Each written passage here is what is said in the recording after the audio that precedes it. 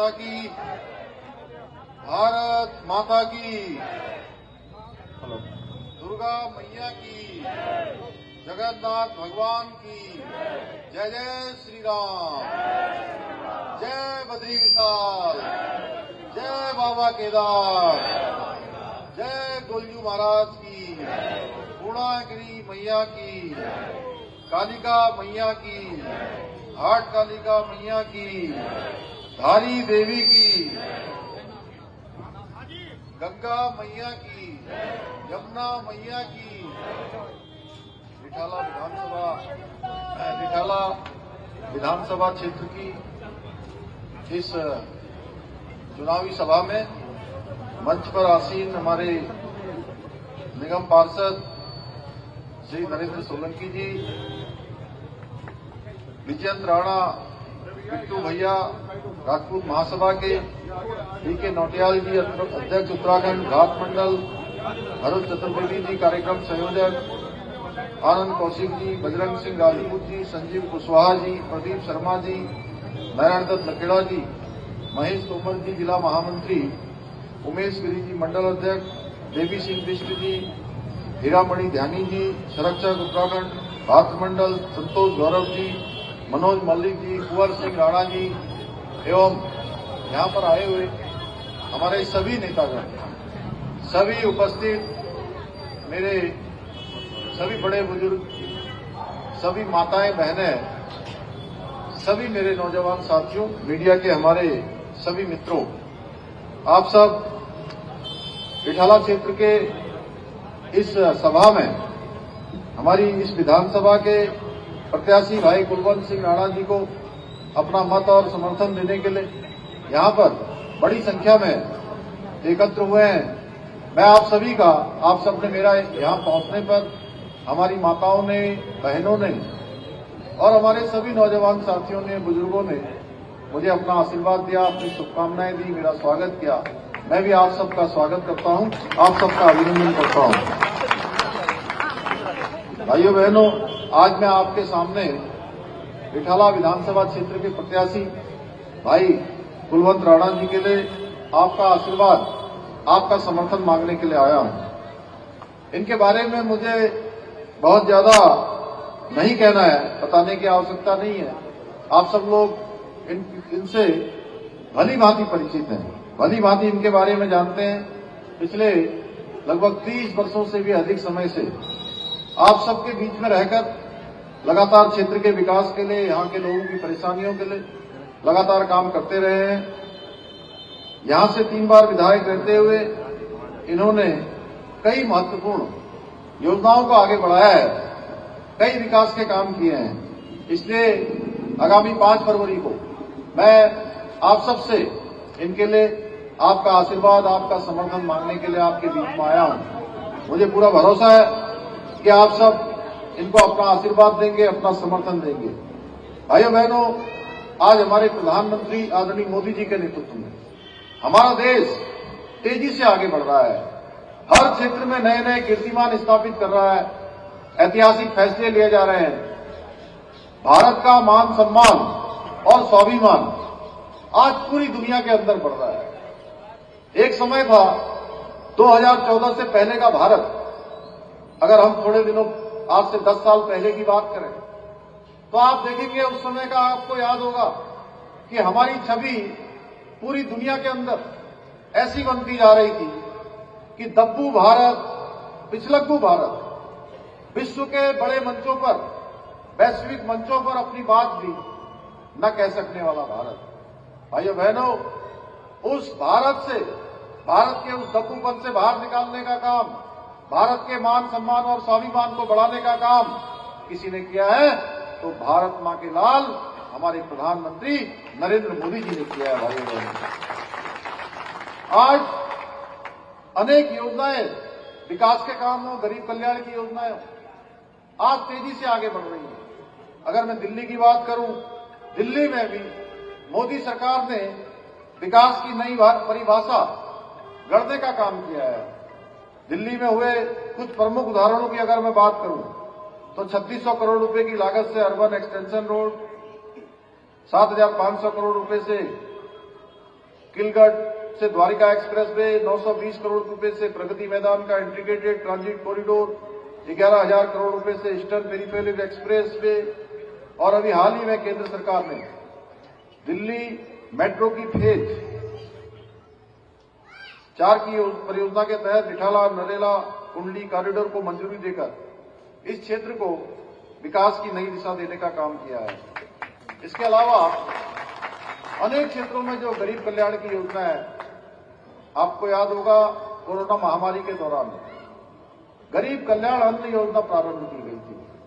जब लोगों के रोजगार बंद हो गया था, कारोबार बंद हो गया था, छोटे छोटी मजदूरी करने वाले, दुकान चलाने वाले या कोई भी काम करने वाले, उनके घर का चूल्हा जलता रहे, उसके लिए प्रधानमंत्री जी ने गरीब कल्याण अन्न योजना चलाई थी। उस योजना का आज पूरे देश को लाभ मिल रहा है। 80 करोड़ से ज्यादा लोगों को लाभ मिल रहा है। दिल्ली में 70 लाख से अधिक लोग उस योजना से लाभान्वित हो रहे हैं। भाइयों बहनों, 4 करोड़ लोगों को देश के अंदर प्रधानमंत्री आवास योजना में मकान दिए गए हैं, जिसके माध्यम से दिल्ली में भी 30,000 नए घर बने हैं।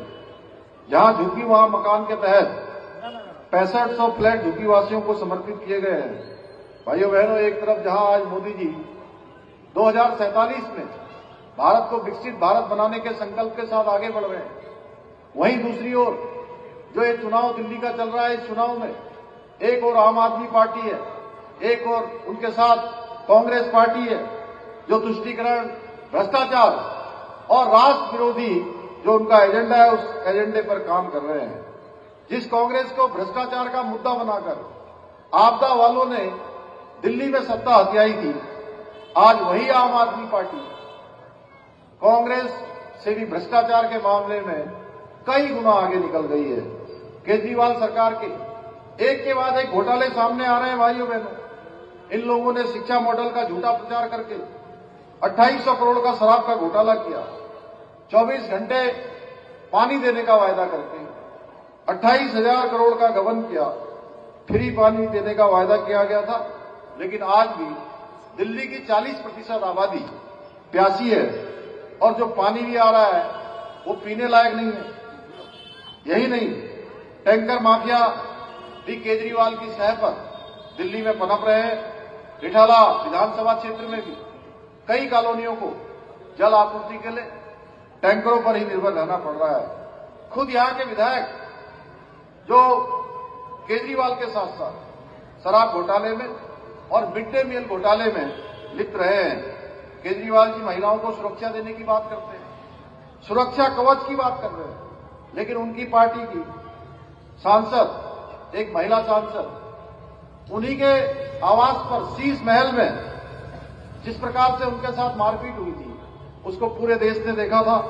यही नहीं, यहां के भी जो विधायक के प्रत्याशी हैं, उन पर भी जिस प्रकार के महिला उत्पीड़न के आरोप लगे हैं, ऐसे लोग आज दिल्ली के भाग्य विधाता बन बैठे हैं। आज फिर से मैं देवभूमि उत्तराखंड से आता हूं और आप सब लोग, मैं देख रहा हूं बड़ी संख्या में हमारी माताएं, बहनें, बड़े बुजुर्ग नौजवान यहां पर हैं, जो देवभूमि उत्तराखंड के हैं या देवभूमि उत्तराखंड किसी न किसी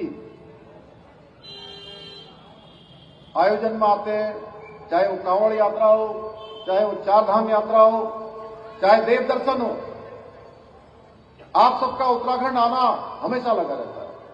आज केजरीवाल जी फिर से कह रहे हैं कि हम यमुना जी की सफाई करेंगे।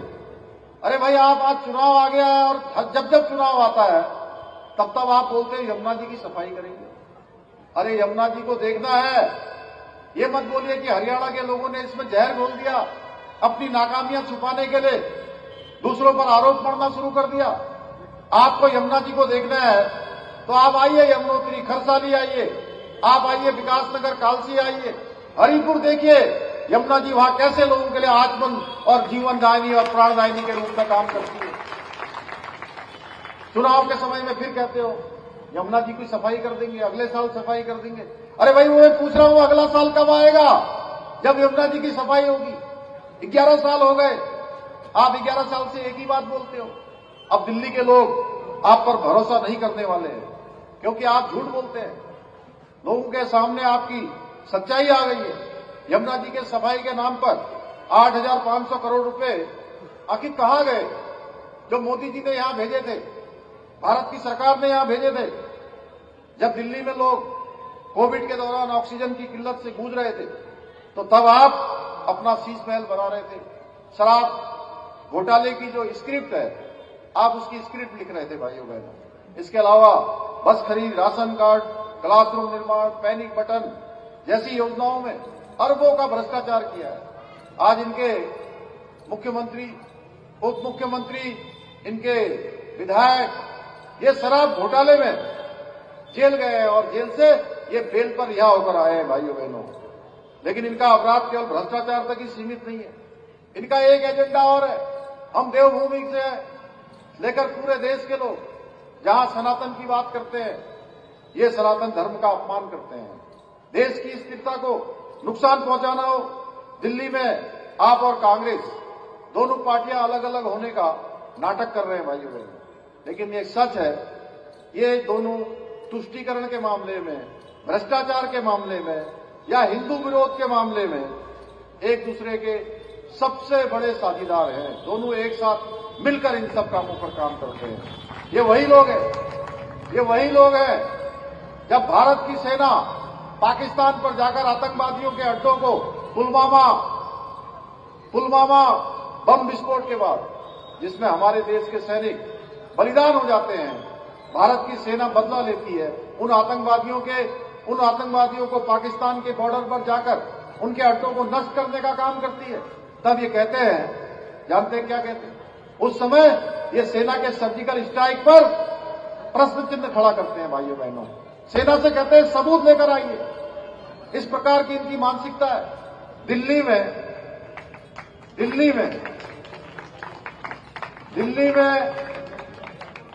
आइए बताइए।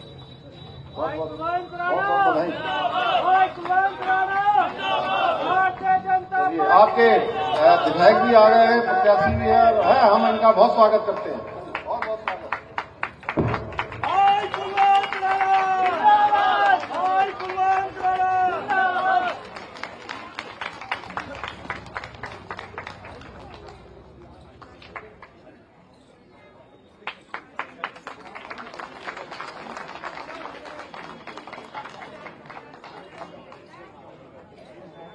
भाइयों बहनों, मैं बता रहा था कि सर्जिकल स्ट्राइक होता है। पुलवामा में हमारे सैनिकों पर हमला होता है और उस हमले के बाद दिल्ली की विधानसभा बुलाई जाती है और सर्जिकल स्ट्राइक का सबूत मांगा जाता है। भाइयों ये सेना का भी विरोध करते हैं। ये राष्ट्र के जितने विकास के काम हैं उन सभी में विरोध करने का काम करते हैं भाइयों बहनों।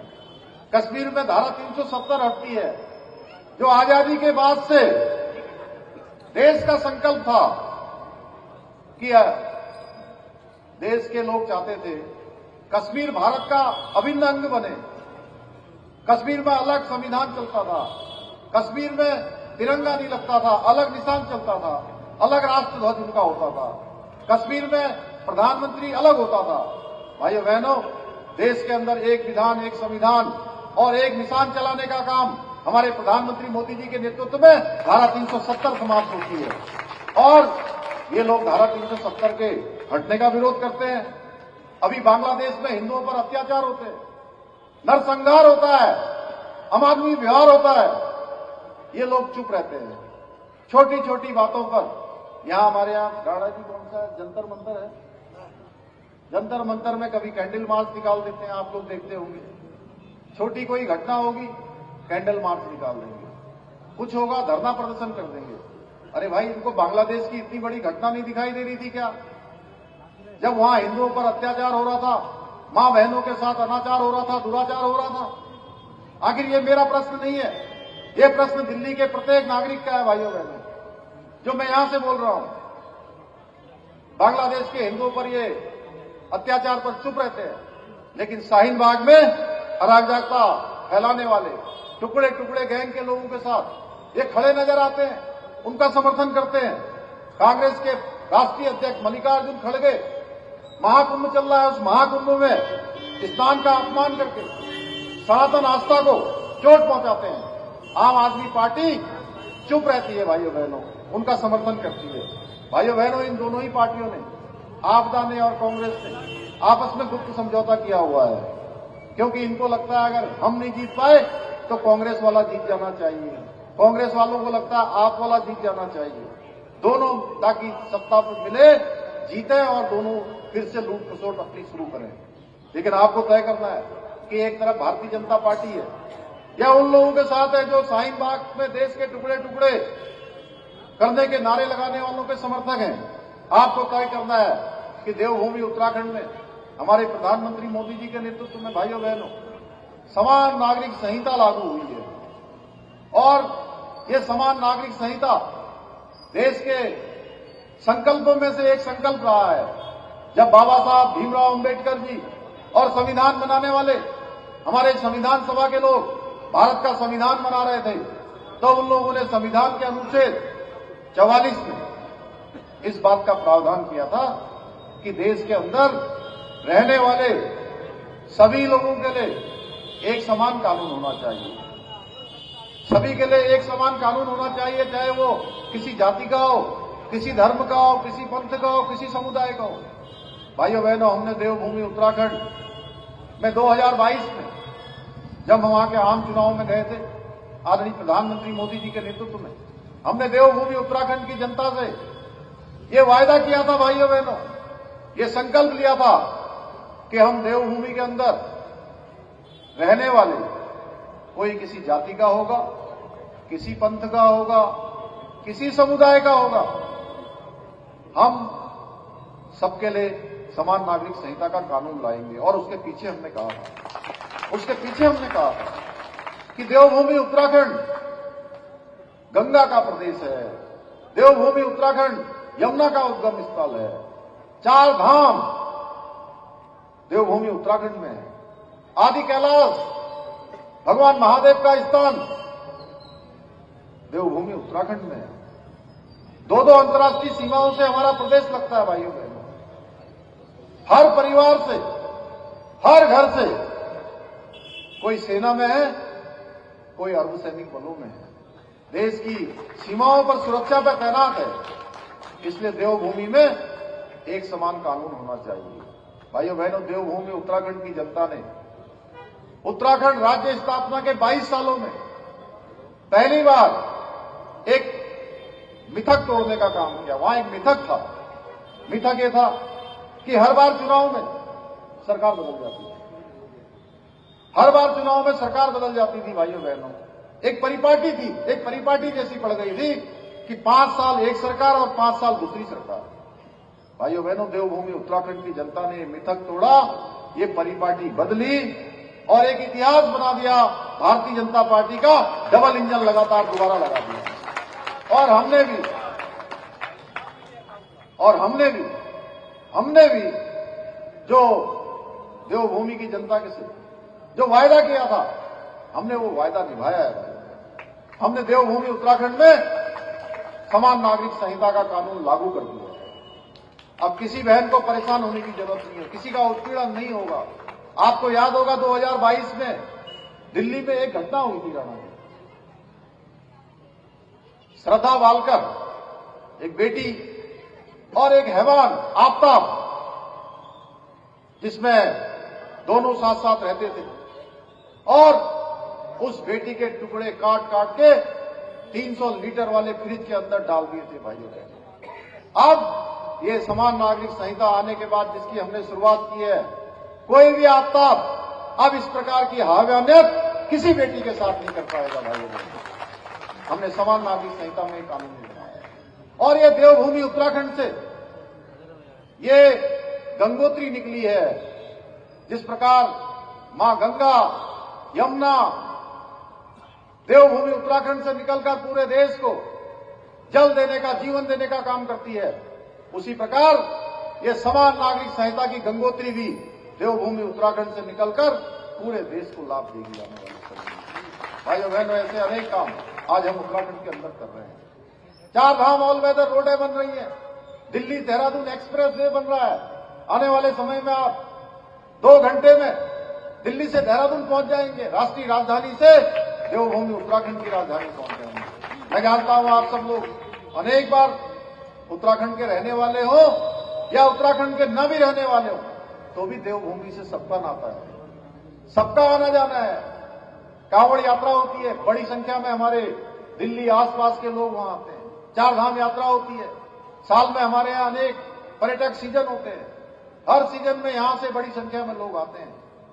भाइयों बहनों, अनेक काम हम आज नए नए ऐतिहासिक वहां डिसीजन ले रहे हैं। जैसे हमने वहां दंगा रोकने के लिए हमने दंगा रोधी कानून बनाया है। उत्तराखंड में अब कोई दंगा करेगा, कोई मारपीट करेगा, तोड़फोड़ करेगा, सरकारी संपत्ति, निजी संपत्ति को नुकसान पहुंचाएगा, भाइयों बहनों, उस दंगे में हुए नुकसान की भरपाई की, एक एक पाई की भरपाई उसी दंगा करने वाले से सुनिश्चित की जाएगी।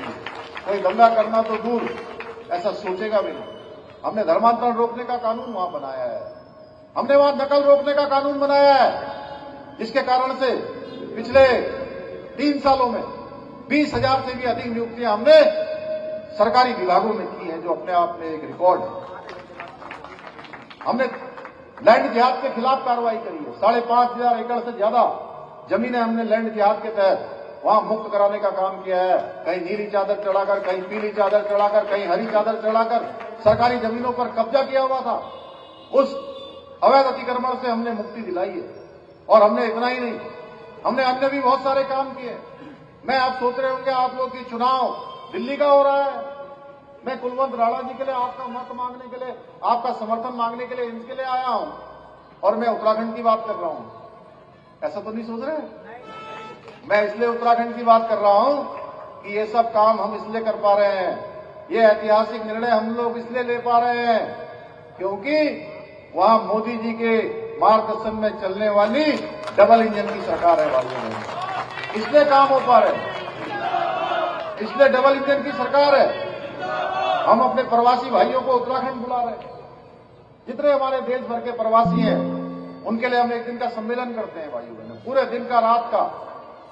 अंतर्राष्ट्रीय जगत में रहने वाले उत्तराखंड के लोगों को भी हम उत्तराखंड आमंत्रित करते हैं, उनसे भी सुझाव लेते हैं, उत्तराखंड के विकास में उनका भी योगदान रहे, उसके लिए हम लगातार काम करते हैं भाइयों बहनों। भाइयों बहनों, आज डबल इंजन की सरकार है, जहां भी है डबल इंजन तेजी से काम कर रहे हैं। आपके बगल में देखिए, हरियाणा में चुनाव हुए, तीसरी बार हरियाणा के लोगों ने डबल इंजन लगाया है।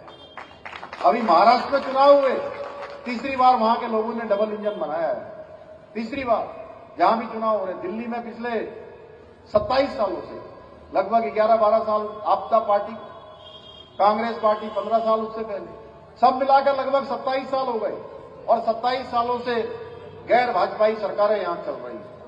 दिल्ली को जिस प्रकार से इन्होंने आज दुनिया की सबसे प्रदूषित राजधानी के रूप में बना दिया है, ये सब इन सरकारों का कारण है।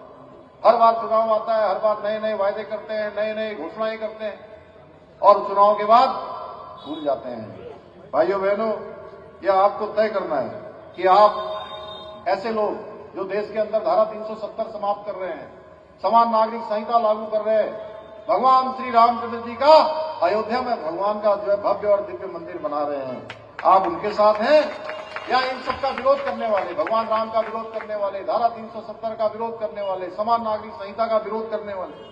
भाइयों बहनों, ये हमारी सरकार बनने के बाद यहां पर अनेक ऐतिहासिक काम होने वाले हैं। एक योजना और उत्तराखंड में हमने आयुष्मान भारत योजना, जो प्रधानमंत्री मोदी जी ने पूरी दुनिया की सबसे बड़ी स्कीमों में से एक स्कीम है, जिसके तहत हर गरीब के इलाज की व्यवस्था का प्रावधान किया गया है। हमने 58 लाख लोगों के देवभूमि उत्तराखंड में आयुष्मान कार्ड बनाए हैं, जिनको आज सरकारी अस्पताल हो या प्राइवेट अस्पताल हो, वहां उनको इलाज मिल रहा है। मैं जब दिल्ली आया नगर निगम पार्षद के चुनाव में, तब मुझे पहली बार पता लगा इतनी गरीबों के लिए इतनी बड़ी योजना, और दिल्ली में वो योजना ही लागू है। दिल्ली एकमात्र ऐसा प्रदेश है जहां ये योजना लागू नहीं की गई है। भाई, हमारी पार्टी ने तय किया है, भारतीय जनता पार्टी की दिल्ली में बनने वाली सरकार सबसे पहला कोई डिसीजन लेगी, सबसे पहला निर्णय लेगी, तो दिल्ली में आयुष्मान भारत योजना लागू होगी।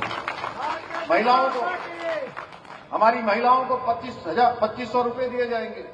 गर्भवती बहनों के लिए 21,000 रुपए की सहायता राशि दी जाएगी। 6 पोषण किट भी उनको दिए जाएंगे। 500 रुपए में गैस का सिलेंडर उपलब्ध कराने के साथ ही होली और दिवाली में एक एक सिलेंडर, 2 सिलेंडर मुफ्त दिए जाएंगे भाइयों बहनों। दिल्ली में भाजपा की सरकार बनने पर वृद्धावस्था पेंशन को बढ़ाकर 2500 रुपए मासिक तथा विधवाओं और बेसहारा महिलाओं की पेंशन को 2500 रुपए से बढ़ाकर 3000 रुपए प्रतिमाह किया जाएगा।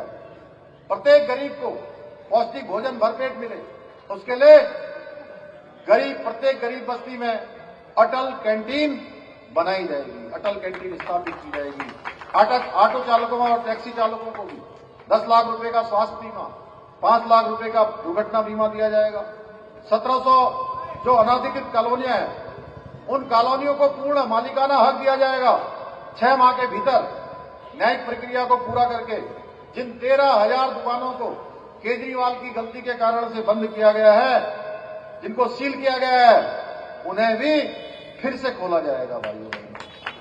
वर्कर्स को 10 लाख रुपए तक का जीवन बीमा, 5 लाख रुपए तक का दुर्घटना बीमा मिलेगा। इसके साथ ही दिल्ली में बनने वाली भाजपा की सरकार 50,000 नौजवान युवाओं को नौकरी देने के साथ साथ 20 लाख रोजगार के नए अवसर भी सृजित करेगी।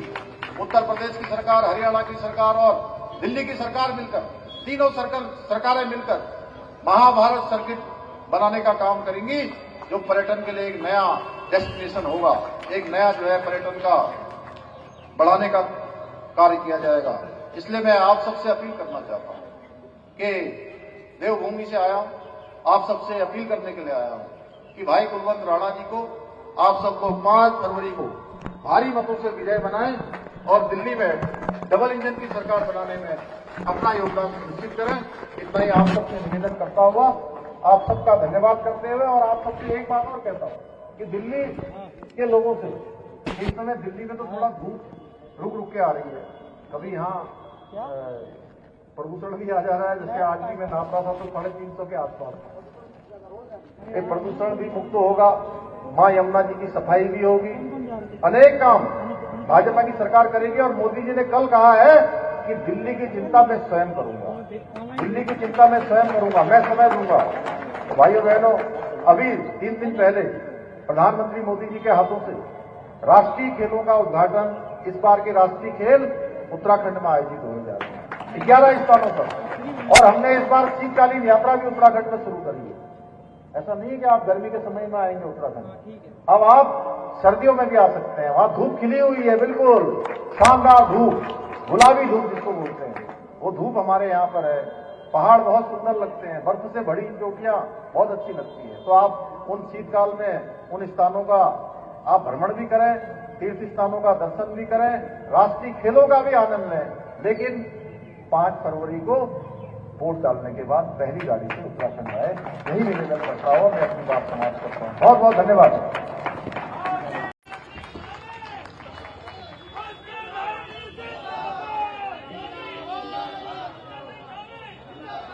भारत माता की, भारत माता की,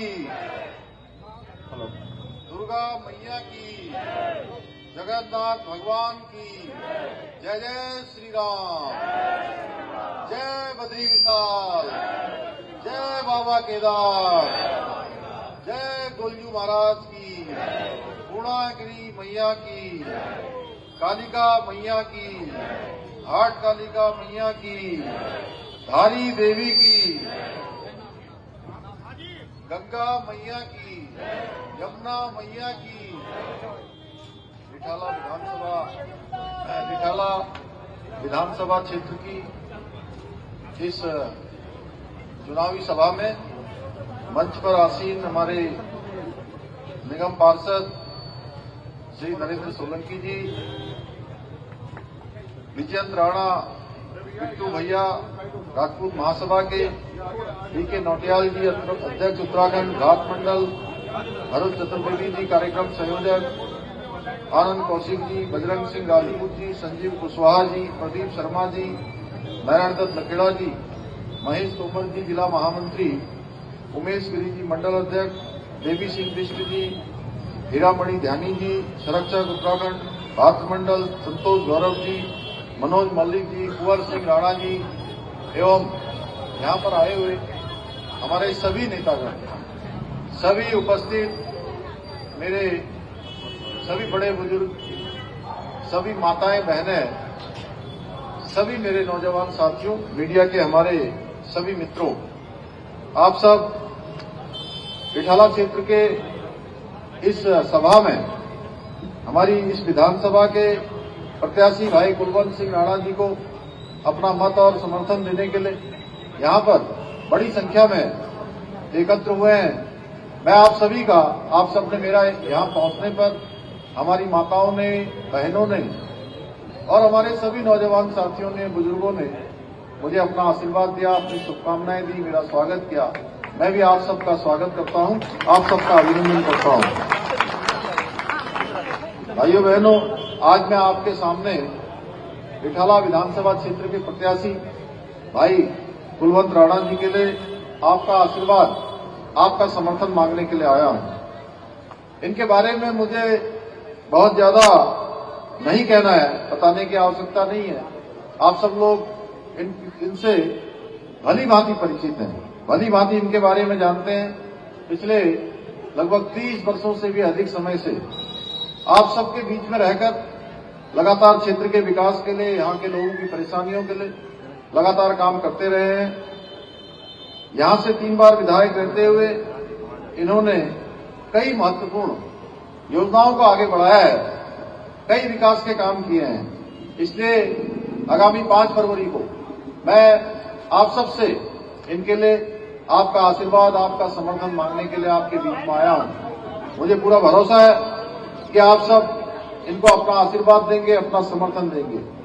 भाइयों बहनों, आज हमारे प्रधानमंत्री आदरणीय मोदी जी के नेतृत्व में हमारा देश तेजी से आगे बढ़ रहा है, हर क्षेत्र में नए नए कीर्तिमान स्थापित कर रहा है, ऐतिहासिक फैसले लिए जा रहे हैं।